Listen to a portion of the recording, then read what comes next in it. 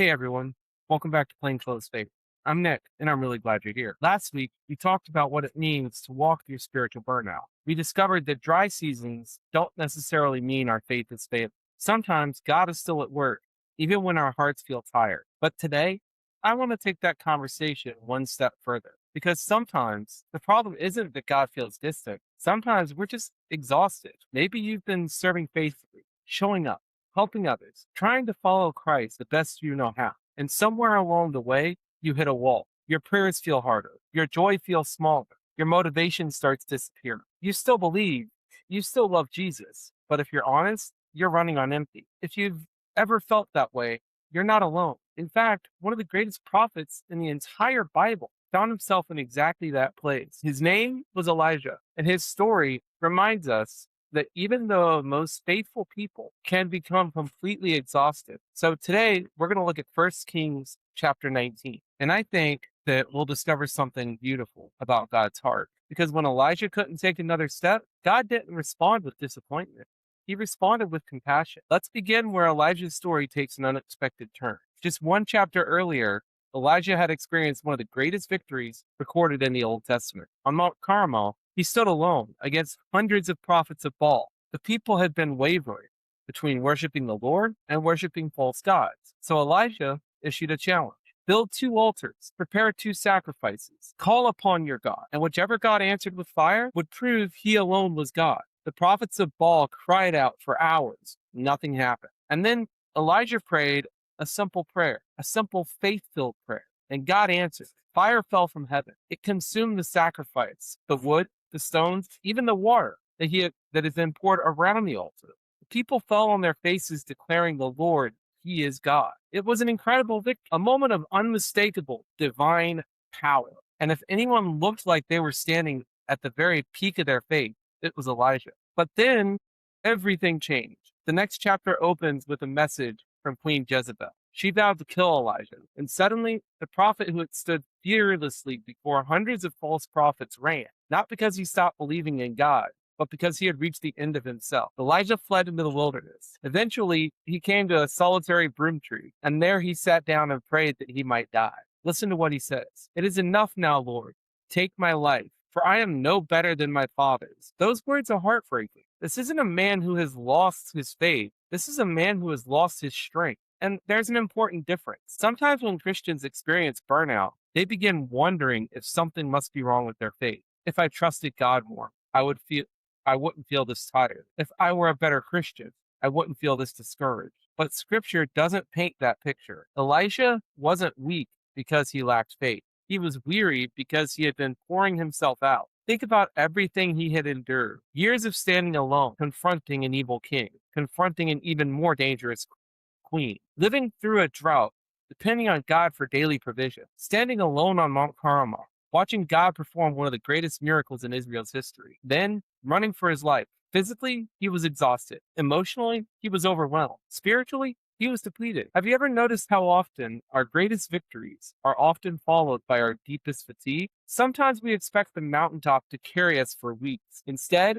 we discover just how much it took to climb it. And maybe that's where you are today. Maybe you've spent months caring for your family, serving at church, working overtime, helping friends, showing up day after day. Everyone else sees someone who's dependable, but inside, you're simply tired. If that's you, I want you to hear something very clearly. God is not surprised by your weariness, and he isn't ashamed of you because of it. In fact, what happens next may be one of the most beautiful pictures of God's compassion in all of Scripture. Elijah falls asleep under the tree.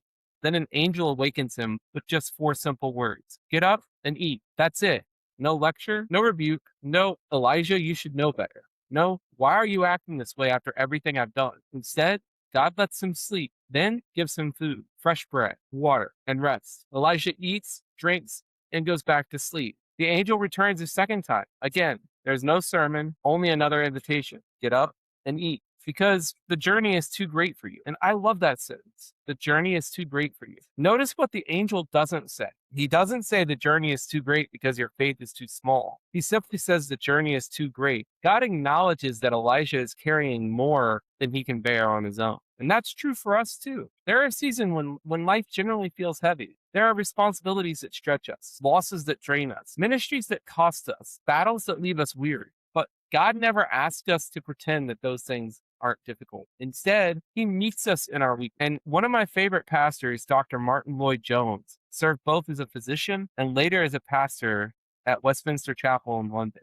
Because he understood both body and soul, he often reminded Christians that spiritual discouragement isn't always caused by spiritual failure. Sometimes physical exhaustion, illness, or prolonged stress can cloud our perspective. In his book, Spiritual Depression, he observed that we should be careful not to treat ourselves as though we were purely spiritual beings. God created us with bodies, minds, and souls, and those parts of our lives affect one another. And that's exactly what we see with Elijah. Before God corrects his thinking, he cares for his servant. Before God speaks to Elijah's heart, he strengthens Elijah's body. And there's wisdom in that. Sometimes the most spiritual thing you can do isn't to work harder. Sometimes it's to receive the care that God has already offered. Sometimes we want God to immediately explain why we're hurting. But before God answers Elijah's questions, he restores his servant. God's provision wasn't the end of Elijah's story. It was a preparation for what came next. Because once Elijah's strength begins to return, God gently begins to reshape his perspective.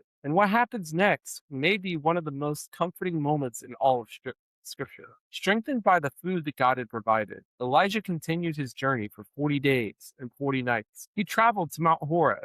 You may know it by another name, Mount Sinai, the very mountain where God had revealed himself to Moses in Genesis and Exodus, the mountain where Israel received the law, the mountain where God's presence had been displayed in power and in glory. It's interesting, isn't it? When Elijah needed answers, he returned to the place where God had met his people before. And there's wisdom in that. When life leaves us weary, our first instinct is often to withdraw, to isolate, to disappear. But Elijah kept moving towards God, even when he didn't have the strength to understand everything that was happening. And eventually he came to a cave and spent the night there. Then the Lord asked him a question. What are you doing here, Elijah? Now, I don't believe God asked that question because he lacked information. God already knew why Elijah was there. The question wasn't for God's benefit. It was for Elijah's. Sometimes God asks us questions, not because he needs the answer, but because we need to hear ourselves answer them. And Elijah replied, I have been very zealous for the Lord, the God of hosts. For the sons of Israel have forsaken your covenant, torn down your altars, killed your prophets with the sword,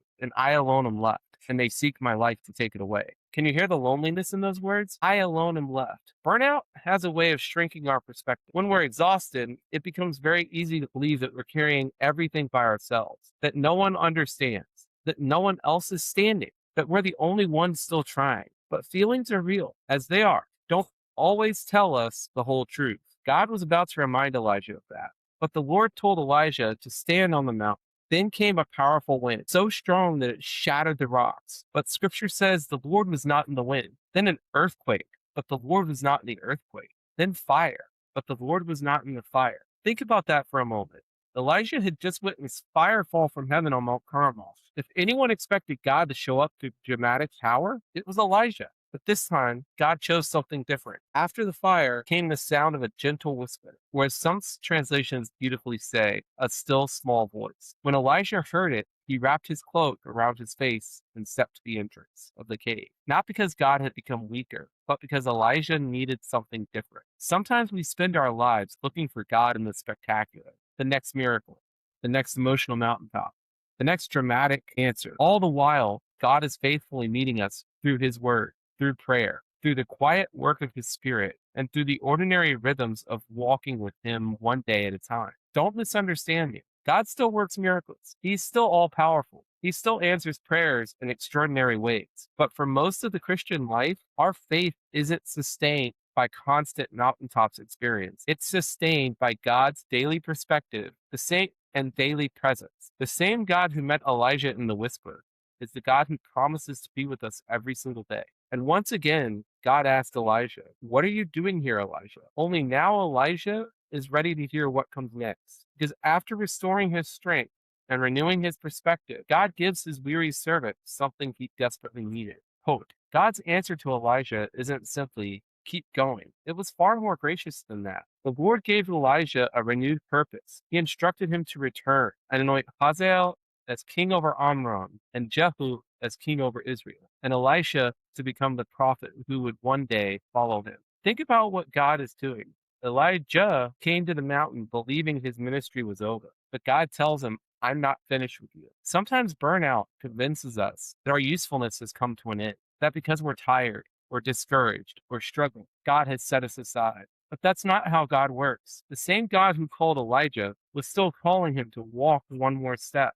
and then another, one day at a time. But God didn't stop there. He also gave Elijah something he desperately needed, a companion in Elisha. And Elijah wouldn't simply replace Elijah someday. He would walk beside him, encourage him, learn from him, and share the journey. There is a beautiful reminder here for all of us. God never intended the Christian life to be lived alone. We need one another. We need brothers and sisters in Christ who encourage us, pray for us, and remind us of the truth. And sometimes just simply sit beside us until our strength begins to return. Isolation often deepens our exhaustion, but biblical community can help us carry it. And then finally, God corrected Elijah's perspective. Elijah believed that he was the only one left. But God said, I have kept for myself 7,000 in Israel, all the knees that have not bowed to Baal. 7,000. Elijah thought that he was alone, and God revealed an entire remnant that Elijah couldn't see. Burnout has a way of narrowing our vision. When we're weary, our problems feel bigger, our burdens feel heavier, and our loneliness feels deeper than it really is. But God's perspective is always greater than ours. He's working in places that we cannot see. God is strengthening his people we may never meet. He is accomplishing his purposes, even when our own strength has begun to fail. And as I read this story, I can't help but think about Jesus, the one who understood weariness better than anyone. He grew tired from long journeys. He slept in the boat during a storm. He withdrew to quiet places to pray. After seasons of intense ministry, he told his disciples, come away by yourselves to a secluded place and rest a while. Our Savior was never lazy, but neither did he treat rest as weakness. And then Jesus gives one of the most hope-filled invitations in all of Scripture. He says, come to me, all who are weary and burdened, and I will give you rest. Notice what he doesn't say.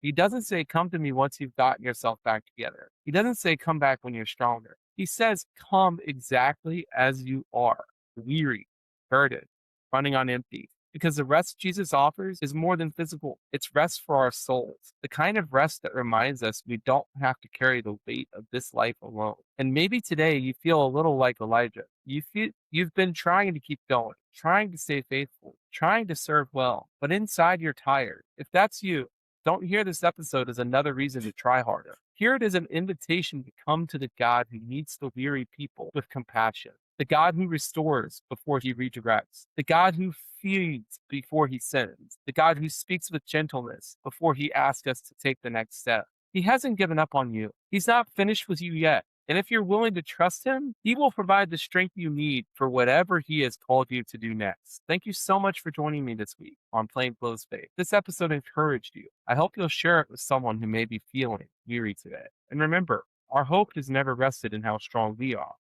Our hope rests in the one whose strength never fails. Because as we'll discover next week, the Christian life isn't just a journey, it's also a battle, one that God has not left us to fight alone. We'll begin exploring what Scripture says about spiritual warfare. What does it mean to stand firm against the schemes of the devil? And how do we recognize the battle without becoming fearful or giving Satan more attention than he deserves? And most importantly, how God has already equipped us to stand firm in Christ. We'll begin this conversation next time on Plainclothes Faith. Grace and peace, my friends. I'll see you next week.